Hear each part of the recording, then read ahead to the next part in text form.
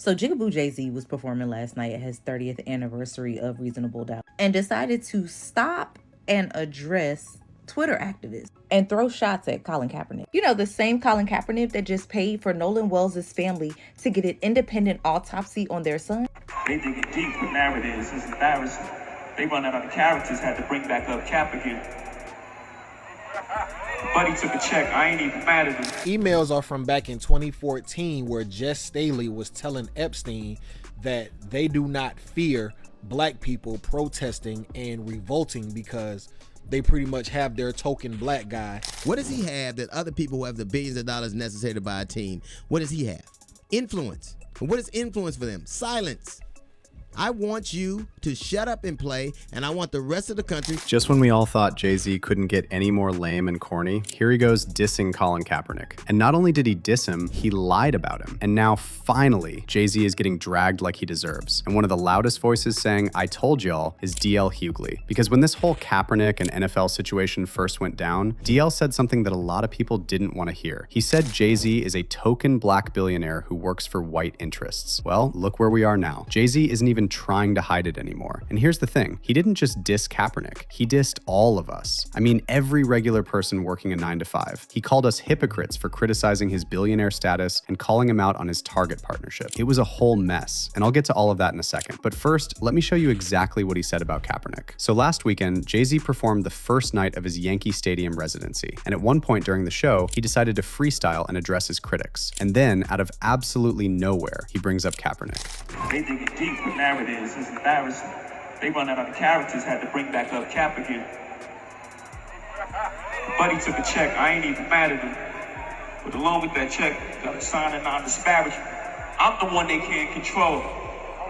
So in case you missed it, Jay said, referring to Kaepernick, "Buddy took a check. I ain't even mad at him. But along with that check, you have to sign a non-disparagement." So he's alleging that Kaepernick is a sellout, that Cap took a settlement check from the NFL, the same league that blackballed him. And according to Jay-Z, Kaepernick also signed a gag order, a non-disparagement agreement that said he can't speak badly about the league ever again. But guess what? Jay completely made that up. Sources with direct knowledge of the settlement have come out and said no such clause ever existed. Colin Kaepernick never signed a non-disparagement agreement with the NFL, and there are plenty of receipts to back that, including Kaepernick's social media posts where he continued to publicly drag the NFL. In November 2020, Kaepernick tweeted 1,363 days of being denied employment, still putting in work. If he had signed a gag agreement, he wouldn't be able to publicly talk about being blackballed by the league. And you know what the craziest part is? It's not just that Jay-Z lied about Cap, it's that he decided to bring him up now. See, timing is everything. Kaepernick hasn't said a bad word about Jay in years.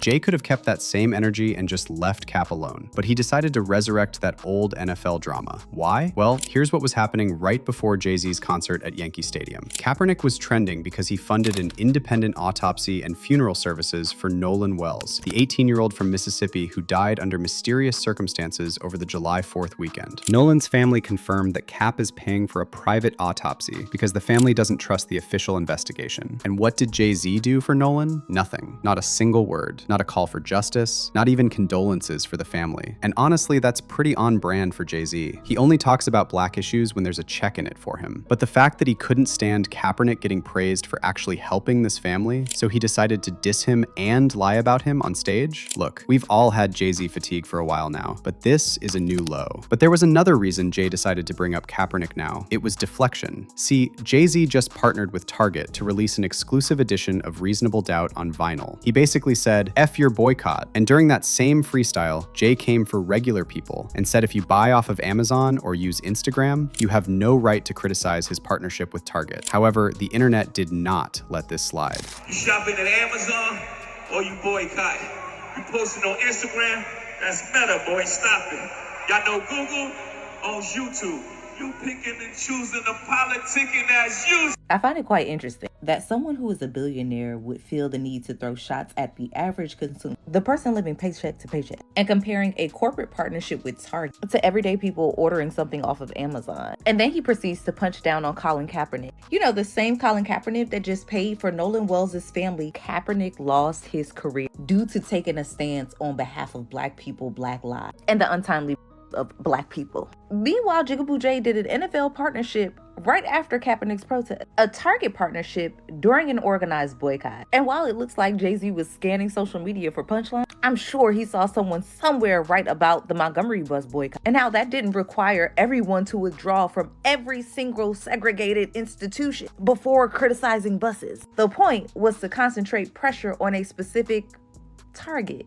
But hey, what do I know? I'm just merely an online activist running out of characters. But I'd rather that than be seated with these characters. Now here's why Jay's argument about us shopping on Amazon or using Insta is just more deflection. First, there's a massive difference in scale and responsibility. Jay-Z is a billionaire. He's not just a consumer trying to survive in a system he didn't create. He's a mogul who chooses who to partner with. And the fact that he compared this to regular people buying on Amazon because it's cheaper just shows you how out of touch he is. And like I said, this is deflection. Jay is asking regular people to be morally pure in every single consumer choice they make, while he gets a pass for making calculated business decisions. He's basically saying, you're not perfect either, to millions of people who are struggling to pay rent. Meanwhile, he's already made enough money to last him generations. But that's the thing about billionaires. It's never enough. Greed is what motivates them. But there's another reason Jay-Z is partnering with Target during an active boycott. Target knows that this will undermine the movement. The same way the NFL knew they had to bring Jay to pacify the masses when Kaepernick's protests started to spread. And this is exactly what DL Hughley tried to warn people about. Black billionaires serve a specific purpose to these corporations. They're gatekeepers. Their job is to distract and entertain regular folks so we don't get any crazy ideas like boycotting or protesting.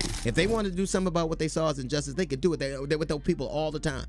They give them money. They keep them employed. They get them elected. They don't need Jay-Z to have a conversation about social justice, but that's never been the conversation. What they want is silence. They want your quiet. They want you to be distracted. Anybody can own an NFL team. If you have the money, anybody could buy an NFL team. Why him? It's a lot of billionaires. What they want, what does he have that other people who have the billions of dollars necessary to buy a team, what does he have? Influence. And what is influence for them? Silence. I want you to shut up and play, and I want the rest of the country to not be distracted, to keep doing what we do. We read a report earlier where it talked about the Super Bowl halftime was down significantly, and they believed in part because black people were not participating. That's what I need. You know why these owners are so good at this? Because they've been doing it forever, for decades. These are mostly 80 and 90-year-old white men who've learned how to deal with black people for a long time. DL's whole point is that Jay is a tool for white corporations. He knows exactly what he's doing. He knows the damage it causes in the black community. He just doesn't care, because at the end of the day, Jay-Z is a billionaire first and a black man second. And like every billionaire out there, the only thing he cares about is hoarding money and power. Now, I also want to remind you of this email from the Jeffrey files, where Jay-Z's name popped up. And the fact that this email didn't get any coverage in mainstream media should tell you everything you need to know. So this email dates back to 2014, and it's from Jess Staley, former CEO of Barclays and JP Morgan executive. Staley was writing to Jeffrey at the time when massive protests were raging in Brazil. These protests were mainly driven by anger over the high costs of hosting the 2014 FIFA World Cup and the 2016 Olympics at the expense of public services. So Jess Staley wrote to Jeffrey to tell him he doesn't have to worry that black people in the US will follow Brazil's example. Why? Because black protesters have been bought off by Jay-Z. Here's exactly what Staley wrote. You want to know why we are not Sao Paulo? Watch the TV ads on the Super Bowl. It's all about hip blacks in hip cars with white women. The group that should be in the streets has been bought off by Jay-Z. But not one single mainstream media outlet reported on this email. Think about what that means. They'll write about all the salacious stuff from the files. Who flew on the planes, who visited the island, who did unspeakable things to victims. But an email that literally spells out how billionaires keep the masses pacified and stop us from protesting? Complete silence. This is why they want you to stay distracted. And this is why they need black billionaire entertainers like Jay-Z and his wife. But we're not done yet. I also want to show you what Van Lathan just revealed about Roc Nation trying to smear Kaepernick's name. Van Lathan used to be a senior producer at TMZ, and on a recent episode of the Higher Learning podcast, he revealed that Roc Nation was seeding negative stories about Kaepernick to justify Jay-Z's NFL deal and undermine Cap's movement. I know for sure, that Roc Nation was seeding negative stories about Colin Kaepernick during the time that he was really in traction with Jay-Z. For sure.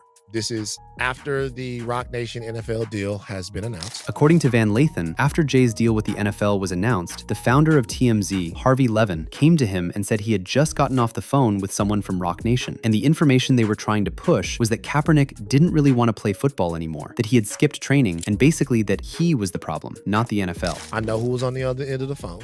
I know who Harvey's Roc Nation contact is, right? I just got this information on the phone. And all of these things about Colin Kaepernick is what I just got told, right? And Harvey comes over to me and he says all of this stuff and he's like, yeah, did you know that he actually doesn't really want to play? Van Lathan then told Harvey Levin that they shouldn't run the story because he recognized what it was. It was essentially a hit piece on Kaepernick, courtesy of Jay-Z and Roc Nation. And Harvey listened. He got on the phone, and the story that ended up running on TMZ was completely different. It was about how Jay-Z might use his new NFL partnership to become an owner one day. But that's not the part that matters. What matters is that Jay-Z was actively trying to smear Kaepernick's name and turn the public against him. So you've got Jay-Z signing a deal with the NFL after they blackballed Kaepernick. Then Jay comes out and says, we're past kneeling. Then when he's called out, he lies about consulting Cap about the deal. And the whole time, Roc Nation was trying to plant false stories that Cap didn't want to play anymore. Now, fast forward to 2026, and Jay-Z decides to lie about Kaepernick again. And look, even if you think Kaepernick sold out, nothing Jay-Z says about him can compare to Jay's own allegations. This is R. Kelly, Diddy, and Harvey Weinstein's friend we're talking about. This is someone whose name is in the Jeffrey files. This is someone with a long history of preying on young women, and that's just the stuff we know about. Bottom line is this: Jay-Z has zero moral high ground to criticize Colin Kaepernick. And the fact that he can't see that and keeps doubling down, well, you know what the Bible says. Pride comes before the fall. But let me know how you feel about Jay dissing Kaepernick. Why do you think he decided to do it now? And do you agree with DL Hughley that Jay is just a tool for white corporate power? Drop your comments below and stay tuned for the next video.